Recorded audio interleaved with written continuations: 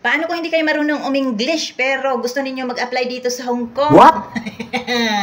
Dito na naman tayo, no? Meron ako nabasa sa comment section sa aking YouTube channel ang nakalagay. Ako rin po, ma'am, hindi rin po ako marunong mag-English pero want ko talaga mag-apply Hong Kong.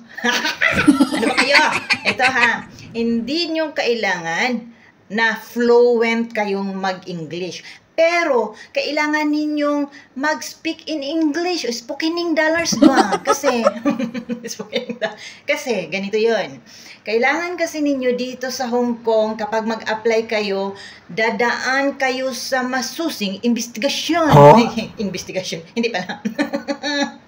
Dadaan kayo sa grabe, sasalain talaga kayo ng mga employers sa mga interviews nila, kaya kailangan ninyong marunong English. Hindi naman kailangan yung napakalalim na English kasi hindi rin naman yan sila masyadong fluent. Kailangan ninyong ma-explain or masagot yung mga tanong nila. Yung mga Chinese na yan, yung mga employers na yan, hindi nga sila masyadong marunong mag-English or hindi as in na fluent sila kasi kahit papaano Cantonese talaga sila.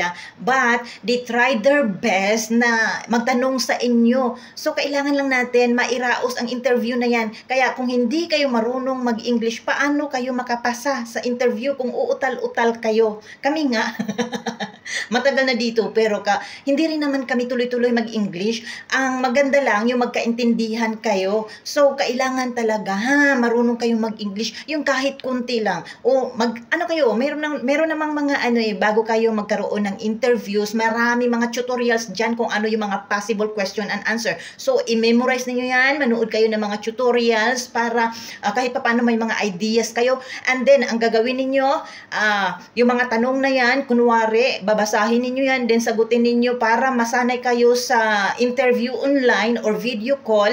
Kasi karamihan ngayon, lalo na kapag online, kapag direct hired kayo, karamihan is online call or video call talaga. So, mag-try kayo, mag-practice kayo, mag-video sa inyong sarili, and then, basahin ninyo ang sagot, at mag-memorize kayo kung ano yung mga possible answer. Paulit-ulit lang po yung mga tanong ni employers, guys. Kaya, kung ano yung mga mapanood ninyo na mga tutorials, panoorin ninyo, i-memorize ninyo, at ayun, mag-try kayong mag-speak English.